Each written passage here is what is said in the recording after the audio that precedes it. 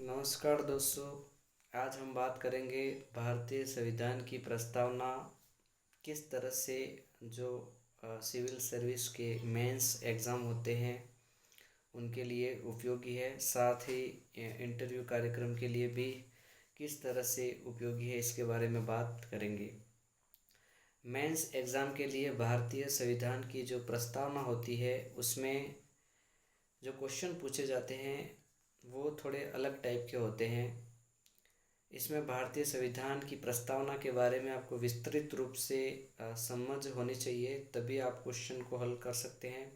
जैसे RS 2021 की भारतीय संविधान की प्रस्तावना से RS के पेपर थर्ड में जो पॉलिटी है उसके फर्स्ट भाग में क्वेश्चन आया था, भारतीय संविधान की प्रस्तावना में उल्लिखित बंधुता के बारे में समझाइए।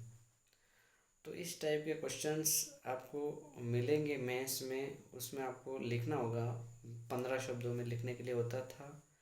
2 मार्क्स का क्वेश्चन था। 2018 के RS मेंस में भारतीय संविधान की प्रस्तावना से पंथ निरपेक्ष शब्द के बारे में पूछा गया था। पंथ निरपेक्ष शब्द के बारे में लिखिए। पंथ निरपेक्ष शब्द से आप क्या समझते हैं, जो कि 15 शब्दों में लिखना था। 2 मार्क्स का क्वेश्चन पूछा गया था। उसी तरह 2016 RS मेंस के क्वेश्चन में भी इसी टाइप के क्वेश्चंस पूछे गए थे। भारतीय संविधान की प्रस्तावना में उल्लेखित समाजवाद के बारे में आप क्या जानते हैं। तो इन शब्दों के बारे में आपको समझ होनी चाहिए। जैसे 2021 का जो मेंस मैंने दिया था उसमें भारतीय संविधान में उल्लेखित बंधुता को समझाइए करके क्वेश्चन आया था, और वहाँ पे मैंने लिखा था कि बंधुता का तात्पर्य देश के अंदर सभी लोग आपसी भाईचारा को बढ़ावा दे, मिलजुल कर रहे, भ्रातृत्व विकास को बढ़ावा दिया जाए। और मैंने एक लाइन और भी ऐड की थी कि यह शब्द भारतीय संविधान की प्रस्तावना में फ्रांस की क्रांति से लेगी थी, क्योंकि जब फ्रांस की क्रांति हुई थी 1789 में, तब इस शब्द का वहाँ पर प्रयोग किया गया था। और जब भारतीय संविधान का निर्माण किया गया था उस वक्त भी भारतीय संविधान निर्माताओं ने इस शब्द के बारे में बहुत ही चर्चा की थी, और फ्रांस की क्रांति से प्रेरित होकर इस शब्द को भारतीय संविधान में जोड़ा गया था। और शायद उस क्वेश्चन में मैंने उतना उत्तर लिखा था जितना मैंने अभी बताया, और 2 में से मेरे को 1.5 मार्क्स मिले थे। तो भारतीय संविधान की जो प्रस्तावना है उसमें हर एक शब्द के बारे में RS मेंस एग्ज़ाम में क्वेश्चन पूछा जा सकता है। मैक्सिमम 5 नंबर का भी पूछा जा सकता है, 2 नंबर का भी पूछा जा सकता है।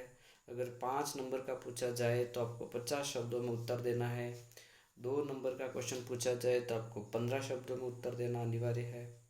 इसलिए भारतीय जो संविधान की प्रस्तावना है उसमें हर एक शब्द के बारे में आपको विस्तार रूप से अध्ययन करना पड़ेगा, तभी आप क्वेश्चन को हल कर पाते हो। जैसे क्वेश्चन आगे भी बन सकता है, हम भारत के लोग से आप क्या समझते हो।